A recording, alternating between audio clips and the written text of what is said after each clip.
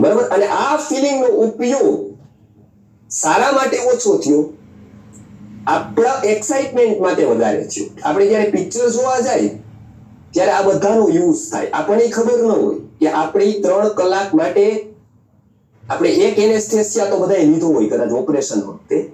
ઓલું આ એનેસ્થેસિસ આવી આમ કે આ કેટલા છે ને આ કેટલા છે ને આ કેટલા છે, હવે આવી રીતે એ બધી વાત કરે.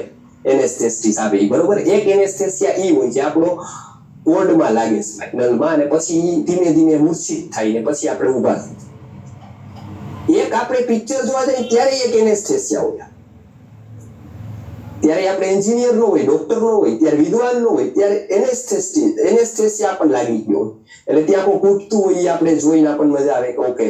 ત્યારે આપણે સાયન્ટિસ્ટ નો એવું નો વિચાર આવે કે આ પડે તો કોઈ દિવસ પાછો જમ્પ નો લગાવી શકે, આ ક્યારેય ડબલ રોલમાં નો આવી શકે. કુદરતના જેટલા નિયમ છે એ બધા ત્યાં બ્રેક થતા હોય, અને છતાંય આપણે પ્રશ્ન ન થતા હોય, આપણે એક પ્રભાવમાં હોય. બરાબર. એ ફિલિંગ નો યુઝ છે તેના. એ ફિલિંગ નો ઉપયોગ કરીને આપણા સબકોન્શિયસમાં અમુક વસ્તુઓ નાખવામાં આવે. આપણને ખબર નથી પણ એ નાખાઈ જાય, કેમ કે એ હિપ્નોટિક સ્ટેજ થાય આપણું. થોડી વાર પૂરતા આપણે પ્રભાવમાં આવી જઈએ. એ 3 ફિલિંગ કીધી. એક મોહની, એ તો આપણે જોઈનિંગ ફિલિંગ છે, શેની છે? મોહની. હવે એ જોઈનિંગ ફિલિંગ ને જેટલું અનુકૂળ થાય છે એના તરફ આપણી એક ફિલિંગ આવે છે, એને શું કહેવાય છે? રાગ. અને એનાથી પ્રતિકૂળ આવે એને શું કહેવાય છે? દ્વેષ. વચ્ચે આ બે વસ્તુ છે. એક જોઈનિંગ ફિલિંગ છે, એટલે જોઈનિંગ ફિલિંગ છે એ જન્મદાતા છે રાગની અને દ્વેષ.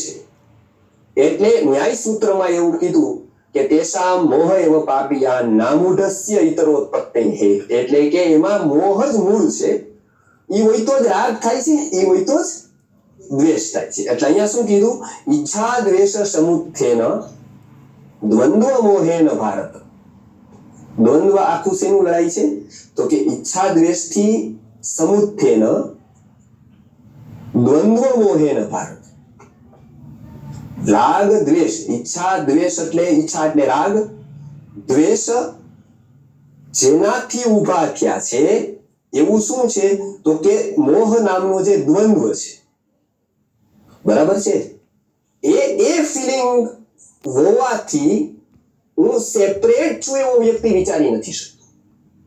એ નથી સેપરેટ એવું વિચારી નથી શકતો એટલે શું થાય છે કે સર્વભૂતાની સમોહ સર્ગે, એટલે કે પૂરા સંસાર અમોહમ યાન્તિ પરંતપ, એટલે કે એવી અવસ્થામાં જીવે છે કે આ હંમેશા એની આ ફિલિંગો બની રહે છે. ફિલિંગ થી છૂટી નથી શકતો, અને એ ફિલિંગ થી છૂટે તો એ એક વાસ્તવિકતા જોઈ શકે. એટલે આ ફિલિંગ થી થોડા પૂરતું, હવે હંમેશા કોઈ સંપૂર્ણ ન છૂટી શકે, પણ 1 કલાકથી 1 કલાક છૂટી શકે દરરોજ. પછી ધીમે ધીમે 2 કલાક છૂટી શકે, પછી ધીમે ધીમે 3 કલાક છૂટી શકે, પછી અઠવાડિયામાં 1 વાર છૂટી શકે. એટલે ઋષિ મુનિઓએ શું કર્યું કે પેલા સ્વાધ્યાય પ્રવચનાભ્યામ ન પ્રમદિતવ્યમ, 1 કલાક પહેલા સ્વાધ્યાય કરો. પછી એવું કીધું કે તમે 15 દિવસે એક એકાદશી કરો. એટલે 15 દિવસ એક દિવસ એવો કાઢો કે જે તમારા અને ભગવાન માટે, પરમાત્મા માટે. ત્યારે તમે સારું વાંચો, સારું વિચારો. એક દિવસ એવું કરો એટલે એમાં એક કન્સેપ્ટ આપ્યો ઉપવાસ. ઉપ એટલે પાસે, વાસ એટલે વસવું. આત્માની પાસે વસવું, એનું ચિંતન કરવું એટલે ઉપવાસ. તો આપણા જે હોર્મોન્સ હોય એ બરાબર કામ કરે. આપણી આ ફિલિંગ છે એનાથી થોડા આપણે મુક્ત થઈ શકીએ. એ મુક્ત થઈ શકીએ તો આપણી શક્તિ વધે.